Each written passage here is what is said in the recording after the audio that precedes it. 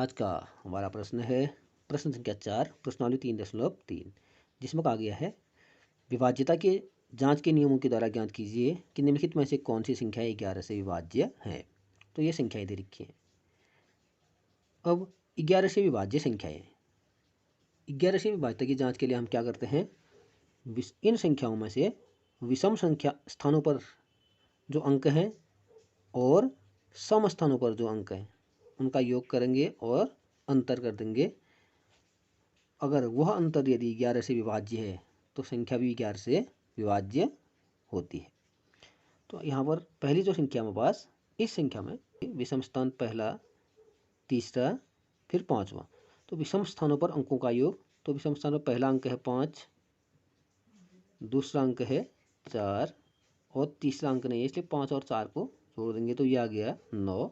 और सम स्थानों पर मतलब कि 2, 4, दूसरे स्थान पर 4 है धन, चौथे स्थान पर 5, ये भी आ गया 9। अब इनका अंतर कर दिया जाएगा 9 ऋण 9 बराबर 0। अब यह 0 11 से विभाज्य है, इसलिए यह संख्या भी 11 से विभाज्य होगी। तो 11 से विभाज्य संख्या पहली आ गई ए। अब दूसरी संख्या में विषम स्थानों पर अंकों का योग। तो विषम स्थानों पर अंकों का योग, विषम स्थान पर कौन से अंक है इसका देखें, तो पहला 4 हो जाएगा धन, दूसरा तीसरे स्थान पर है 8 धन, फिर पांचवा 1, ये विषम स्थान है, पहला स्थान, तीसरा, पांचवा। इनका योग कर देंगे, ये आ जाएगा 8 में 4 जोड़ के 12, 12 में 1 जोड़ के 13, तो ये तो 13 आ गया। अब सम स्थानों पर अंकों का योग, सम स्थान पर दूसरा स्थान, चौथा स्थान, फिर छठा। तो इसमें दूसरा स्थान पर 2 है धन और चौथे स्थान पर 0, 2 धन जी 0, तो ये आ गया 2। अब इनका अंतर कर दिया जाएगा। जब इनका अंतर करेंगे 13 में से 2 घटा देंगे, 13 ऋण 2 बराबर 11। अब यह 11 से विभाज्य है कि नहीं है, यह विभाज्य है, इसलिए यह संख्या भी 11 से विभाज्य होगी, बी। अब अगला भाग सी है मेरे पास, उसमें संख्या होगी, यह संख्या है। अब इसमें विषम स्थान पर कौन कौन से अंक हैं, एक स्थान, पहले स्थान पर है 5 धन, तीसरे स्थान पर 9 धन, पांचवें स्थान पर 3 धन। अब अगला स्थान ये है, हाँ, पहले स्थान पर 5, दूसरा तीसरे स्थान पर 9, फिर पांचवें स्थान पर 3 और सातवें स्थान पर 7 है धन 7। तो इनको जोड़ के क्या आ जाएगा, 7 3 10, 9 19 और 5 24। अब सम स्थानों पर देखते हैं, सम स्थान पर दूसरे स्थान पर 6 धन, चौथे स्थान पर 8 धन, छठे स्थान पर 1, उसके बाद 8वां स्थान नहीं है, तब इसको जोड़ के 8 और 1 9 और 6 15, इसको घटा देंगे, अंतर कर देंगे इसका,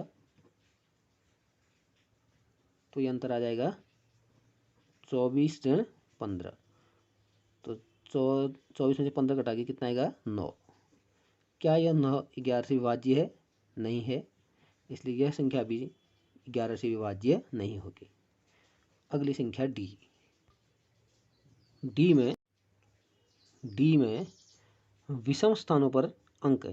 तो पहला अंक है 8 धन, उसके बाद तीसरे स्थान पर है 3 धन, पांचवें स्थान पर है 6 धन, सातवें स्थान पर 0। इनका योग कर देंगे, इनका योग आ जाएगा 8 3 11 6 17। अब सम स्थानों पर अंकों का योग, तो सम स्थान पर 0 धन, फिर दूसरे स्थान चौथे पर 9 धन, छठे स्थान पर 1 धन, आठवें स्थान पर 7। इनका भी योग कर दिया जाएगा, 9 और 1 10 7 17। अब इनका अंतर कर देंगे, 17 ऋण 17, यह आ जाएगा 0। क्या 0 11 से विभाज्य है, इसका मतलब यह संख्या भी 11 से विभाज्य है, तो डी भाग भी 11 से विभाज्य है। अगले भाग में जो संख्या है उसके विषम स्थानों पर अंकों का योग। तो विषम स्थान पर पहला 1 है धन, तीसरे स्थान पर शून्य है धन, पाँचवें स्थान पर शून्य है धन, सातवें स्थान पर भी शून्य है, तब ये सब जोड़ के आ गया 1।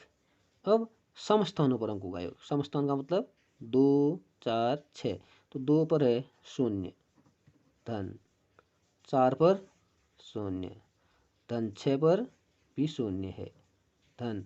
अब 8वें स्थान पर 1 है, तब इसका योग भी आ जाएगा 1।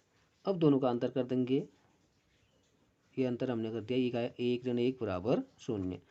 फिर से शून्य 11 से विभाज्य है, इसलिए यह संख्या भी 11 से विभाज्य होगी, ई भी विभाज्य होगी। अब अंतिम संख्या में विषम स्थानों पर अंकों का योग। तो विषम स्थान पर पहला 3 धन, फिर उसके बाद तीसरे स्थान पर 1 धन, पाँचवें स्थान पर शून्य, यह आ जाएगा 3 और 1 4। अब सम स्थानों पर अंकों का योग, सम स्थान पर 5 है पहला धन, चौथे स्थान पर 1 है धन, छठे पर 9 है, तब इनका योग 5 और 1 6 9 15। इनका अंतर कर देते हैं, अंतर करेंगे 15 में से 4 घटा दिया, यह आ जाएगा 11। क्या 11 से विभाज्य है क्या, 11 बन जाए 11, इसलिए यह संख्या भी 11 से विभाज्य होगी। तो ये हो जाएगा आंसर।